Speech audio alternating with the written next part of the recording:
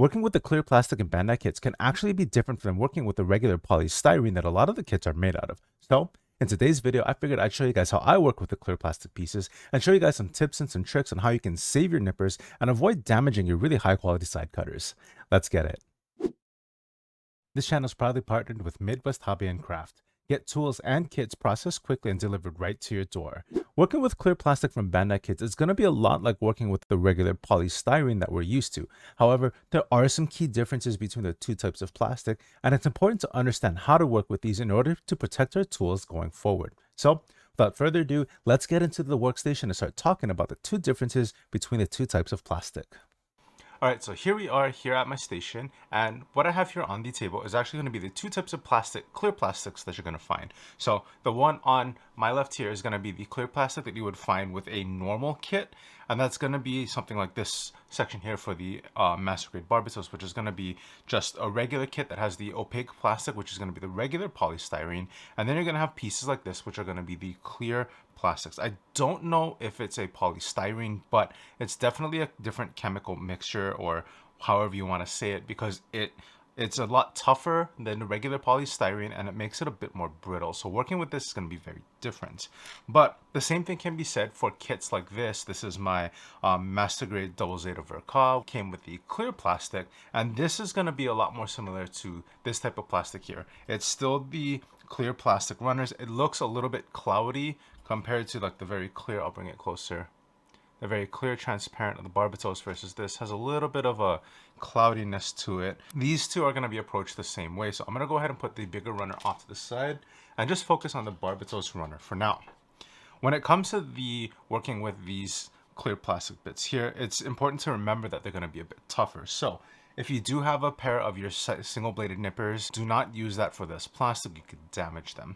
Instead, what you want to use is your regular style nipper for your initial cut. And I recommend using a hobby knife, but I'm also going to go over using a clear glass file, especially for some of the younger builders who may not be comfortable using a hobby knife like this, or maybe parents have kids building that don't quite want them to use hobby knives. So let's go ahead and go over the cutting out process, starting with our original nippers. All we're going to do, just like normal, is we're going to go ahead and cut up, but we're going to leave a little bit of the gate here, and the gates are the parts that connect directly to the pieces, and then we're going to make sure we leave a little bit of that. Now, some people say you can cut either, if I were to bring it up here, you can cut either with your blade facing the part, or you might want it facing away. I haven't found much of a difference here, but as always, you know, it comes down to personal preference, but I don't mind cutting it like right up close about here, leaving a little bit of the runner and the gate here on the piece. Same thing for this part here. There's a little bit of an offshoot here, so I'm going to cut beyond that. And then finally this side here, like that. Actually, I'll go ahead and show you this side here. Some people prefer using the blade away from the piece. And when it comes to the clear plastics, doesn't really make that much of a difference. So if I were to zoom the camera in, way down here, the cut on this side is not very different from the cut on this side. Now, this is the important part when it comes to the cleanup. Now, we have the piece cut out, and we're going to come back in with our regular nippers and cut just a little bit more off. This way, I generally, again, I still prefer to use the blade towards the piece. Some people still say blade away. I haven't found that big of a difference, but I'll come up here right on the gate and I'll cut out. I'll pinch usually a little bit slower than I normally do, and that's because, again, I want to try to avoid stressing the plastic as much as possible. I'll brace this here so I don't have the piece going flying off on me. And as you can see, still leaving a little bit of the nub there. And then finally for the last bit here, just like that. Now, for the younger builders, if you are going to be clearing up your clear plastic pieces, you can always just kind of use a glass file and just go just like a regular polystyrene piece here. 2 very boring minutes later. What you want to do is, as you're filing this down, as you get closer to the piece, instead of going from back and forth motion, we're going to switch to just one direction only. That's going to help us to get the most cleanest file when it comes to our clear piece.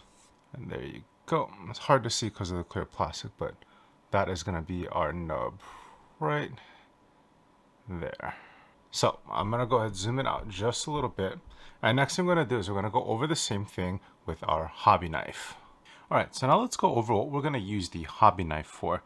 And a lot of times I see people when they're using a hobby knife, I find that they use it in a way that increases the likelihood of getting hurt. And so I want to show you guys what I do to minimize a lot of the times where I could potentially cut myself, even though I'm working so close to my hands. And I'll show you, first thing that I'm going to do is I'm actually going to choke way up onto the blade to where even my middle finger is actually resting on the blade.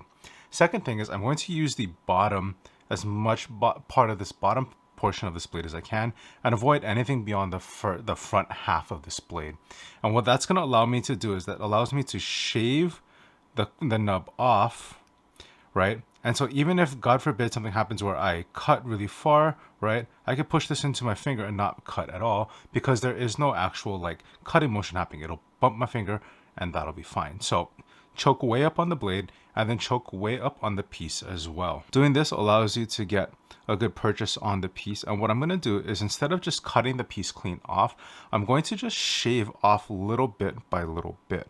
So as you can see, I kind of push just little bits at a time. And if I don't cut, or if I feel a lot of pressure or tension, I just kind of come back and choose a different spot and just cut little by little.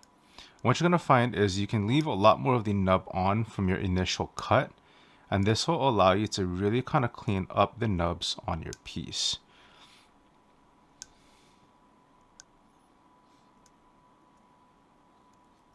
Clean off the blade. I'll even spin the piece around a little bit.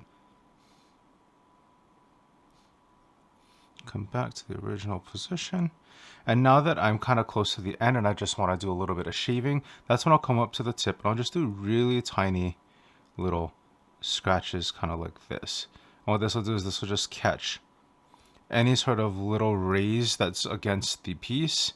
And all that's going to do is just kind of create like almost like a razor, like when you're shaving, just a perfect little way to just graze off a little bit of excess piece. And then finally what I'll do is I'll come back, blade straight down on the plastic, and just shave off the last bit.